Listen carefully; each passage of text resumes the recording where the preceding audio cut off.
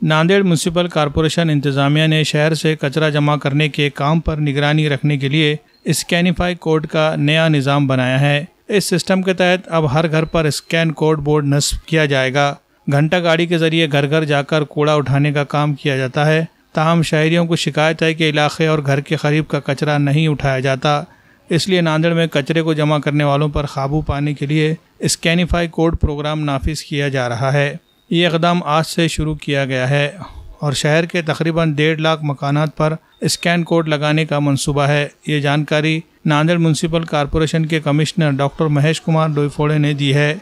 Scan से पता चलेगा कि घर के करीब कचरा जमा किया गया है या नहीं। ये सरगर्मी स्वच्छ महाराष्ट्र अभियान के तहत चलाई जा रही है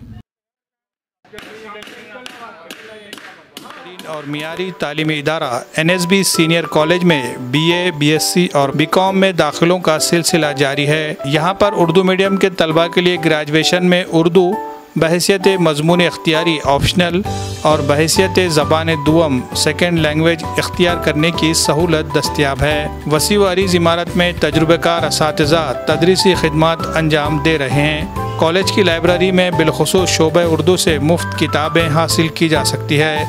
हुकूमत की स्कॉलरशिप स्कीमात और EBC की सहूलत भी यहाँ तलबा को हासिल रहेगी।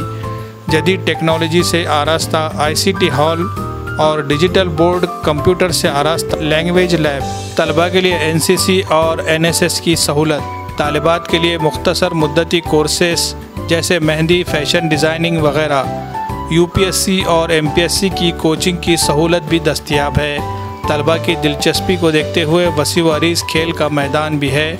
दाखिला फ़ीस में तलबा को सहूलत मुहैया की जाएगी। मज़ीद तफसीलात के लिए रब्ता करें। डॉक्टर इरशाद अहमद खान, सदर शोबे उर्दू, NSB कॉलेज नांदेड़।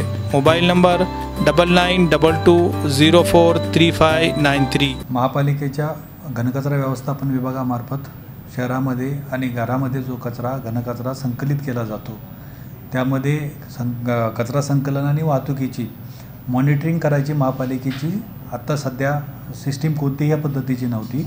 त्यामुळे ठिकठिकाणी कचरा हा साठलेला दिसत असल्यामुळे किंवा नागरिकांनी कचरा गोळा केला किंवा नाही केला हे आमच्या सुपरवायझरी केडरला कळत नसल्यामुळे सध्या शहरामध्ये कचऱ्याचं प्रमाण थोडंसं जास्त आहे।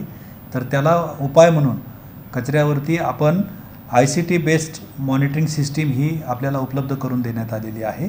त्यामुळे नागरिकांच्या प्रत्येक घरी आपण QR कोड लावणार आहोत।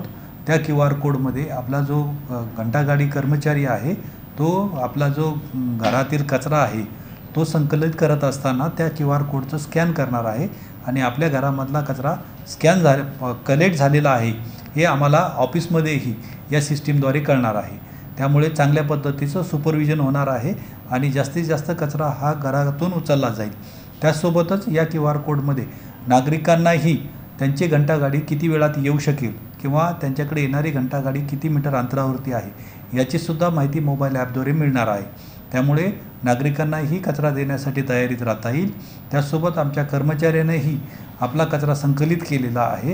या दोन्ही गोष्टीचं आम्हाला सुपरविजन करण्यासाठी या टेक्नॉलॉजीचा वापर होणार आहे।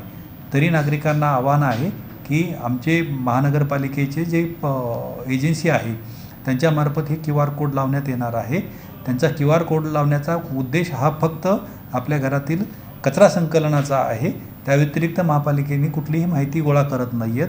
तर आपल्या घराला हा QR कोड लावण्यासाठी सहकार्य करावं असं मी याद्वारे आवाहन करतो।